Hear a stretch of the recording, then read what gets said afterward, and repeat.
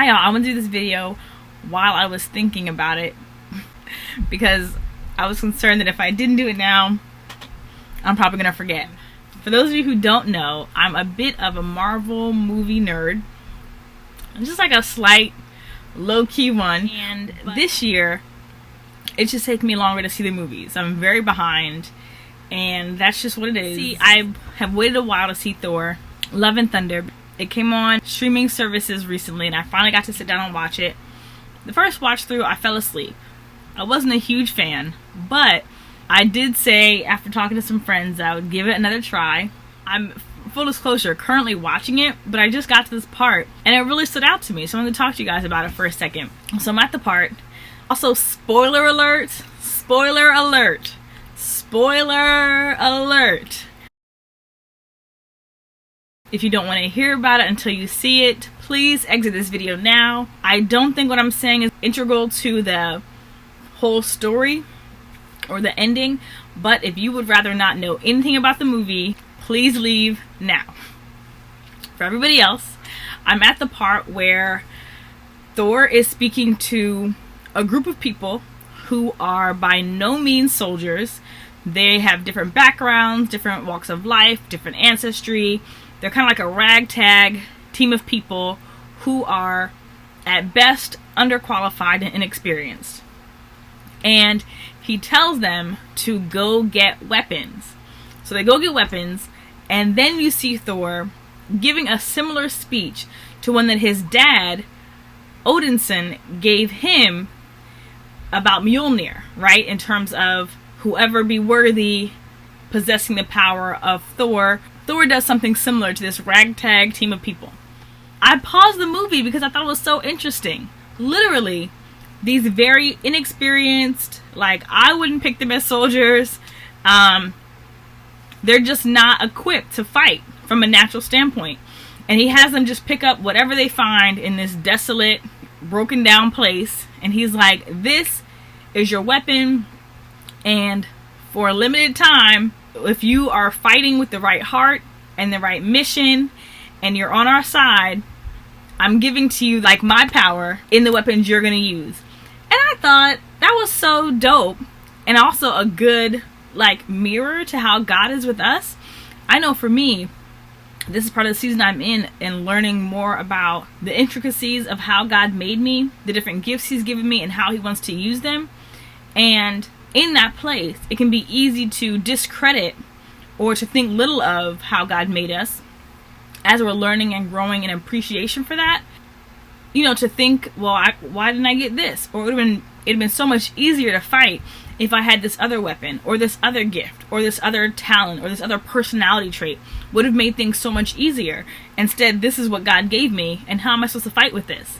But I thought that it was so cool that as they panned the group of people, and it was like little things like scraps you would find around a house or in the trash that now become weapons that they're going to use and have a significant like influx of power based on who they're connected to and the team they're on, not based solely on the actual object. And I was like, man, that's so like God, in that I don't have to look at these things from a natural perspective of like, well, this is all I got and I'm not super outgoing, or, you know, I don't come from money. You know, it can be easy to feel like, well, what am I going to do? But just by virtue of the fact that I'm connected to God and on his team means there's a level of power and influence and strength that I have that's got less to do with me and more to do with the one I follow and the one who called me and the one who equipped me. And I thought that was really cool, like a good reminder. You know, this is Norse mythology and has nothing to do with like the Bible in terms of accuracy and in terms of worshiping God. But I thought it was a dope mirror to that, and a dope mirror to like how God can take the things in us that we don't think are worthy or are useful. And he's like, nope, that's the thing I'm going to use through you to make a difference. So I just thought it was really cool. I'm not promoting this movie. I just thought that was like a cool moment in the movie. And I was like, wow, that's pretty dope. That reminds me of how God is with us. So anyway, if you do see it, let me know what you think. I've talked to a few people who are like, oh, I loved it. and I'm still not convinced, but I'm gonna finish it, and I don't know, I'll let you know in another video if I end up liking it, but I thought that moment was pretty cool. So if you do end up seeing it, I'll tell you exactly where the moment is.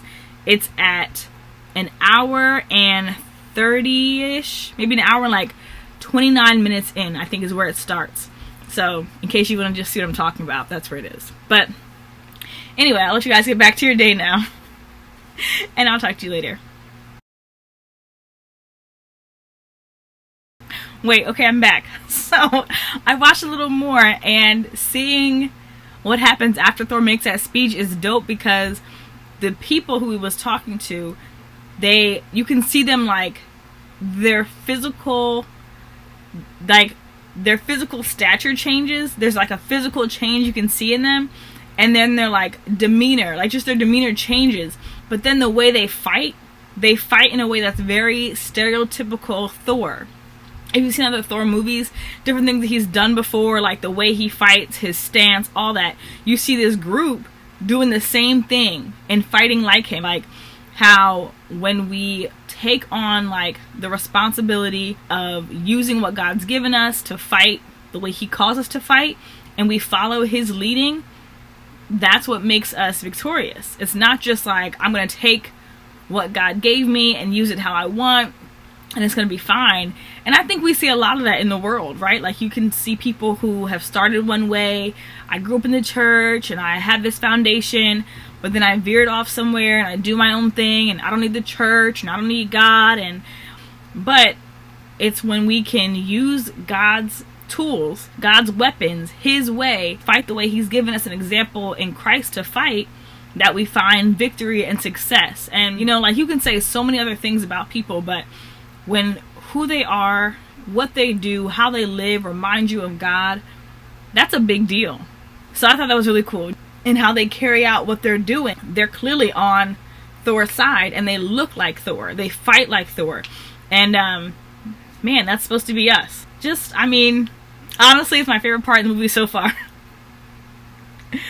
I'm still a Ragnarok fan. That's probably still my favorite. But we'll see. This has been my favorite part so far, so I'm definitely going to finish it, but I just want to share that part too.